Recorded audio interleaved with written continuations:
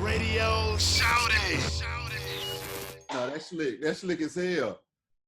When it comes to eating healthy and taking care of your body, though, Dane, can you speak to how important that is? Because, I mean, you know, we grow up eating these fast foods and nobody giving a fuck, and folks wind up sick and dying. So, I mean, how important is nutrition? It don't matter how much money you got in the world. If you wheezing, if you dead, you broke. You'll do anything. Like, I'm sure, and again, anyone that's had COVID, the experience that I've had with people is they're like, yo, I just would do anything for oxygen.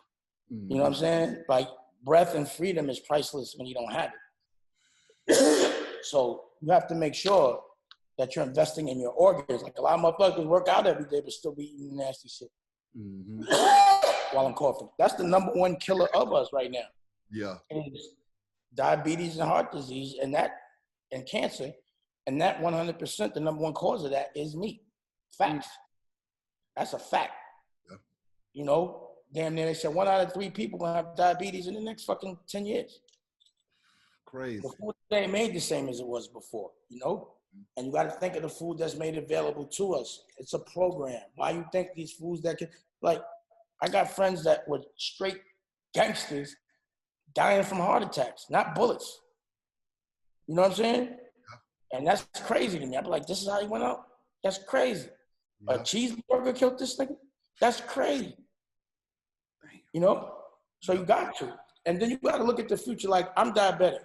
And, you know, I remember, damn it, everybody has that uncle in the room that's missing a leg. And they got to take care of them and all that. I'm not going to let anyone see me like that. It will never happen. Yeah. You know, I'm not going to put myself in a position that the people that I take care of now got to change my diaper. I don't want to go out like that. So I look at my future and how I want it to look like. You know, it can't look like that if I can help it. You know, some people be like, fuck it. But, you know, life goes so quick. Yeah. And I'm 49, and I remember being 20, 30, thinking that 50 is cooked, that you're gonna feel old and you're gonna be all right with being old. I still like being the coolest nigga in the room. I still think, you know, I'm ready to fight. You know, it's stupid too, because I do be sore, you know, but you still wanna be that nigga, you know what I'm saying? So you gotta look at that future. Like, yo, it's easy to be cool when you're 20.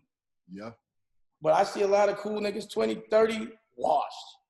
35, corny. It's so funny, like, even people I saw that were cool last year are now getting that corny bite, like, oh, shit. They were so cool last year. Like, when you make such a commitment to a point of view, you better make sure it's a classic one, not a fad, because then you're going to get corny. So a lot of the fads, it's natural. It's going to go away. In that moment, it feels like forever. But, you know, you don't want to, like, Van Dutch yourself, you know what I'm saying? Or, you know, that kind of thing. No disrespect to Van Dutch. It's making it, you know what I mean? But it's just when something becomes a fad, it goes out when it's extreme. So a lot of people are being very extreme. It's funny. But to see them 3-4 years later, you got to think about your future. You got to be Spock. Exactly. Now, Dame, during the course of your career, was there any time where you received tutelage from anybody that came with the game that really changed the trajectory of your career? You know, to be honest, it wouldn't be direct tutelage. It would be like people that I would look at the way they do things, and I would just observe them and implement the things I like into what I'm doing. You know what I'm saying? And it's funny because I'm in so many different kinds of businesses and cultures. I might take something from one business and put it into a culture, something from a culture and put it into a business, and so on and so forth. Today's Tuesday, right? Yeah. And so on and so forth. So, yeah, it's interesting because where I do things is art. You know what I mean? And unless it's like art, unless it's different, then I really don't want to do it. You know what I mean? Because I never want to fit in. I never want to look like atmosphere. I always want to stand out.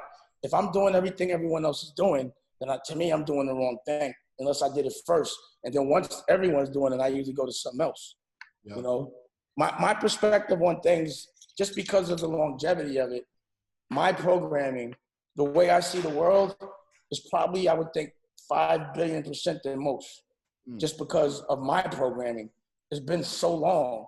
You know what I mean? Like I never really wasn't free. I never been an adult male. Only time the only person that really told me what to do was my mom's, and she died when I was 15. So basically, no one's been telling me what to do since I'm 15. Wait, man.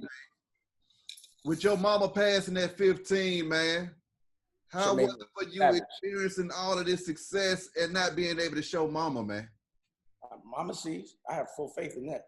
Yeah. You know, I don't think it would have happened if it wasn't for mama. She's an angel. She's one of the angels that protect. I got some serious angels. Yeah. You know, it's just, I don't look at it like that, ever. I never had regret. Yeah. Sometimes I'd be curious about how someone would react to it. Yeah. I think I was very dependent on my mom's. Mm-hmm. You know, her death is what made me fearless. You know, I was soft before my mother died.